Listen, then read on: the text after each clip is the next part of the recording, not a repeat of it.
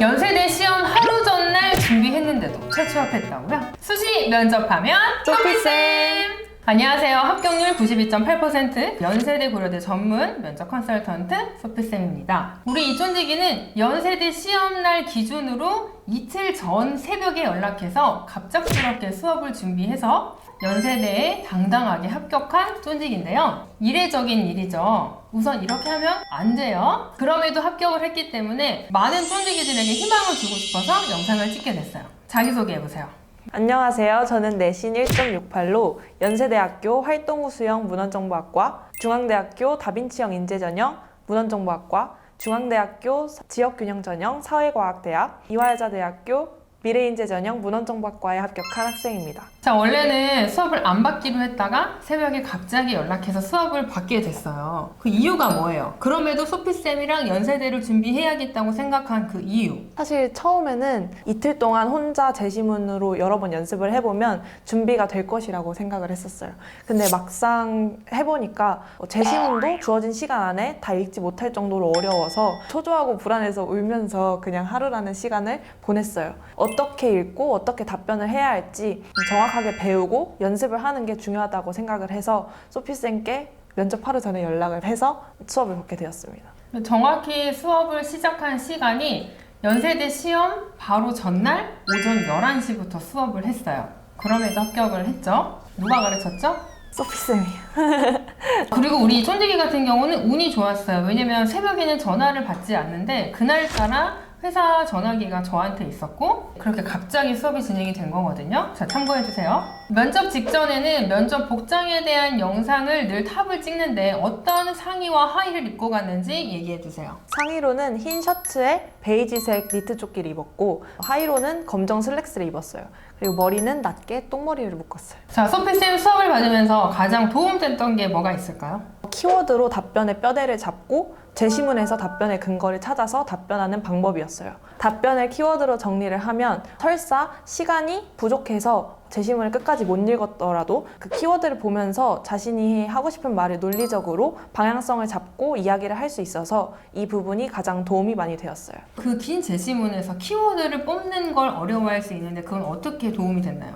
문제에서 제시하는 주제가 있는데 그 주제를 가지고 제시문에서 키워드를 뽑아낼 수 있었어요. 그렇게 연습을 거듭할수록 이제 실력이 늘어난 거죠. 네, 그렇습니다. 수업이 끝난 시간이 연세대 시험 전날 오후 한 7, 8시 됐어요. 남은 시간 동안 어떻게 노력했는지 좀 알려주세요.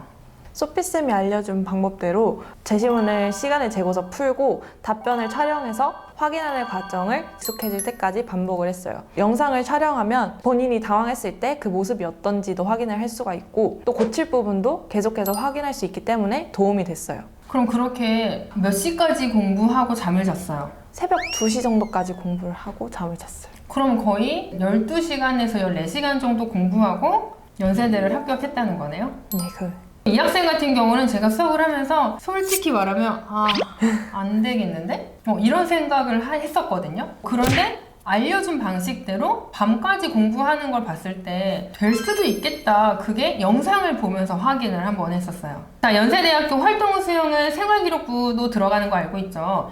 1차 합격했던 그 포인트가 뭐였는지 알려주세요. 문헌정보학과에 대한 열정이 탐구활동을 통해서 나타났기 때문이라고 생각을 해요. 예를 들어서 데이터에 관해서 탐구를 하다가 의문이 하나 생겼었는데 그 의문을 해결하기 위해서는 문과에서 배우지 않는 벡터의 개념에 대해서 이해를 했어야 했어요. 그 벡터의 개념에 대해서 학교 수학선생님께 찾아가서 질문을 해서 의문에 대한 답을 찾아냈어요. 또 문헌정보학과와 연관이 크게 있는 과목이 아니더라도 문헌정보학에 관련된 활동을 넣으려고 노력을 했어요. 예를 들어서 생활과 과학 과목에서는 문학과 과학의 관계에 대해서 탐구를 했는데 로봇이란 용어를 가장 처음 사용한 로숨의 유니버셜 로봇이라는 책을 읽고 그 책 내용에서 확장을 해서 인류의 생명을 실제로 로봇이 위협한 사례로 인공지능 오작동에 대해서 보고서를 작성한 기억이 있습니다. 선생님이 우리 쫀디기의 생활기록부를 중앙대학교 면접을 위해서 문제를 뽑아왔었는데 생활기록부를 보면서 놀랬던 게 뭐냐면 모든 세특의 과목을 문헌정보랑 같이 연결시켜서 내가 왜 이 활동을 했는지가 아주 자세하게 들어가 있더라고요. 2022년에 생활기록부 문제를 뽑으면서 가장 올해 문제를 뽑은 학생 탑 3에 드는 학생일 정도로 진짜 내용이 꼼꼼하게 많이 있었어요. 아마 그게 연세대학교 활동우수형 1차에 합격하게 된 비결이라고 생각합니다. 자, 모든 수업을 전문가와 할 필요는 없지만 마지막에 현명한 선택을 해서 소피쌤과 함께 수업을 한 후에 최초학을 했는데 후배들에게 소피쌤 수업을 추천하는 이유가 있다면요. 혼자 시간을 오래 투자해서 방법을 알아내는 것도 좋지만 먼저 소피쌤께 정확한 방법을 배우고 그거를 적용하는 연습을 하는 게 훨씬 더 효율적이기 때문이에요. 저는 그거를 생각을 잘 못해서 오래 고민만 하다가 시간 낭비도 많이 하고 혼자 울기도 하고 고생을 많이 했는데 여러분은 저처럼 고생하지 마시고 소피쌤께 먼저 효율적으로 배우시고 면접 준비를 하시는 걸 추천드려요. 사실은 떨어지는 학생들도 간혹 있어요. 만약에 연세대 수업을 그렇게 했는데도 본인이 떨어졌다고 가정해봅시다.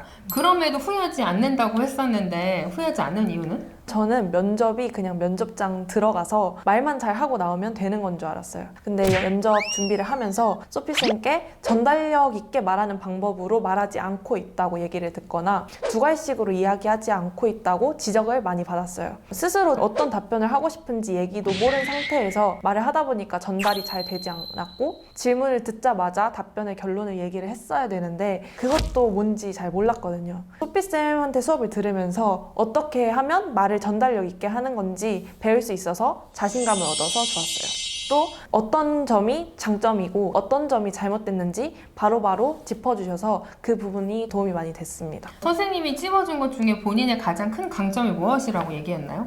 제 장점은 말을 자신감 있게 잘 하고 말할 때 답변 태도가 좋다는 것이었습니다. 장점 중에 또 하나는 너는 흡수가 빨라. 뭐가 틀렸어. 왜냐면 이렇기 때문이야 라고 하면 바로바로 고쳐지더라고. 그랬기 때문에 그 짧은 시간에 합격을 할 수 있었다고 생각하거든요. 선생님이 도와주셔서 잘...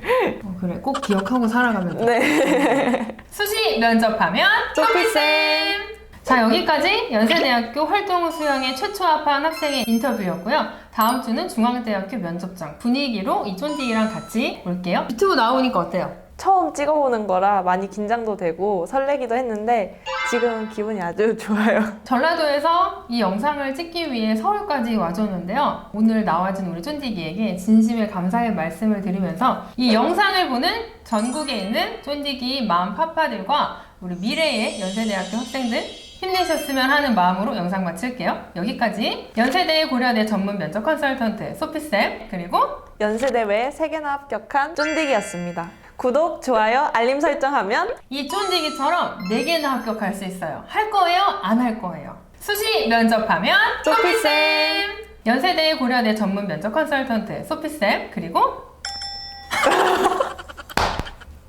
저 누구죠?